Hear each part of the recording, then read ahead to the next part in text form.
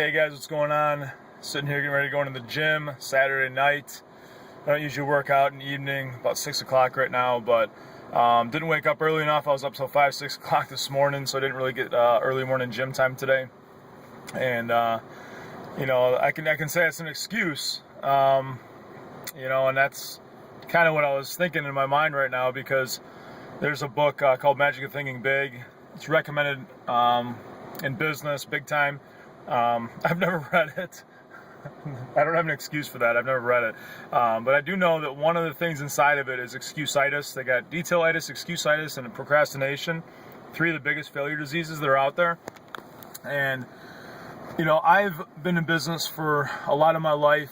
I was in the military. I was locked up. I did a lot of, I've had a lot of different perspectives in my life. And one of the biggest things that I've never understood is the excuses that people give for why they don't do something.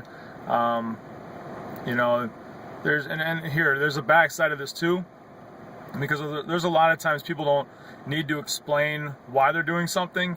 This is meant for the people who are always trying to make excuses, that are always making excuses of why they can't do something, why they didn't do this, why they stopped doing that, why they didn't succeed over here.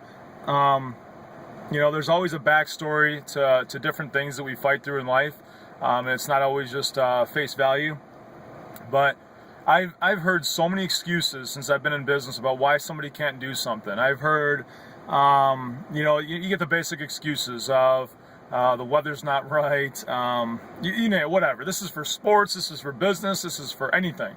Weather's not right, car broke down, I got a flat tire, I can't pay my bills right now. My house just burnt down. It was actually, somebody's like, my house burnt down. I'm like, all right, well, your house is still burnt down. Whether you don't do anything or not, it's still gonna be burnt down. You can't automatically resurrect your house or stop it from burning down again, can you? No, it's burnt down. It's done. And then I have people in business that, they look for an excuse for why they can't do something. It's like when I was in the military.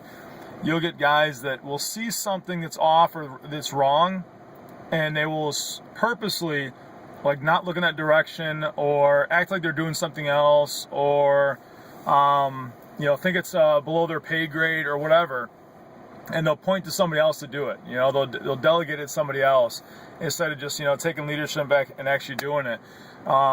It's just another excuse to not lead by example.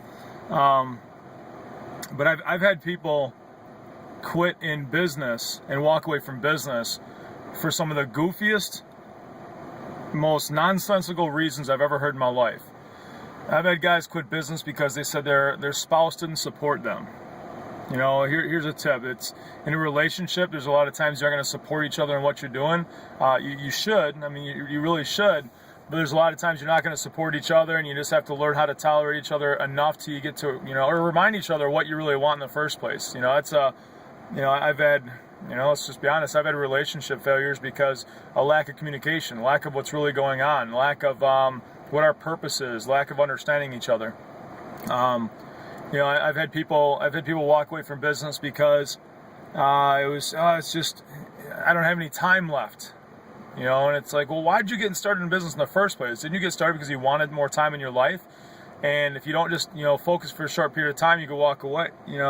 You can walk away if you focus for a short period of time where you never have to do anything. You can basically build yourself a walk-away income if you do it right.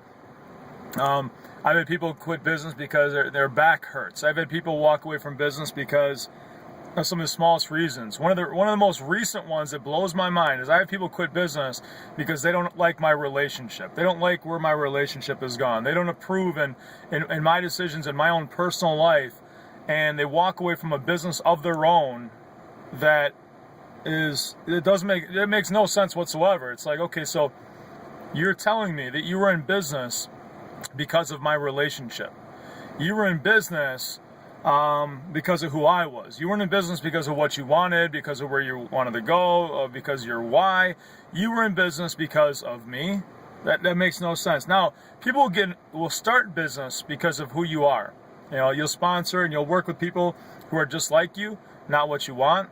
So whoever you want to sponsor, whoever you want to work with in business, you have to be that person first before you expect anybody else to be that person. But there comes a time, there's a transition, there's a switch where they don't get in business for you. They take a look at the business because of who you are, and they see what the business can do for them, and they stick in it for them. So in all reality, when everything breaks down, the whole excuses, why people walk away, why people quit, it all breaks down to they didn't have their why developed enough. They weren't internally motivated enough. They didn't have enough motivation to accomplish things that they really truly wanted in life, and they let every little distraction get in their way. Or here's the better term. They looked for every single thing to be the excuse for them to walk away. And if my relationship is the next excuse for people to walk away, then they weren't committed in the first place, and that's their fault, not mine. I want to surround myself with like-minded people who want to do big things in life. I understand none of us are going to be perfect. I understand none of us are going to be exactly who we want each other to be, and we have to give each other those liberties and give each other that room to grow and change, and stop judging each other. I've never. I don't say I've never. That's kind of too of a general term. I'll say I've never. But I've worked on not judging people based on where they're at, what they're going through, things that they're putting themselves through.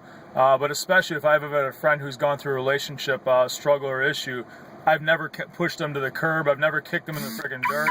I've been there to, help them any way I possibly can, because that's what a friend is supposed to do, especially in business. That's when it turns from business into a friendship again, is when somebody's going through something in their personal life and you decide to invest some time in them personally. So it just blows me away at all the different reasons and excuses that people build and make up to walk away from something they know is the best thing that ever happened to them. So don't get caught with one of those failure diseases, guys, especially excuse-itis, because if you make an excuse for one thing, you make an excuse for everything else out there. So that's it. See you all top, shoulder to shoulder, guys.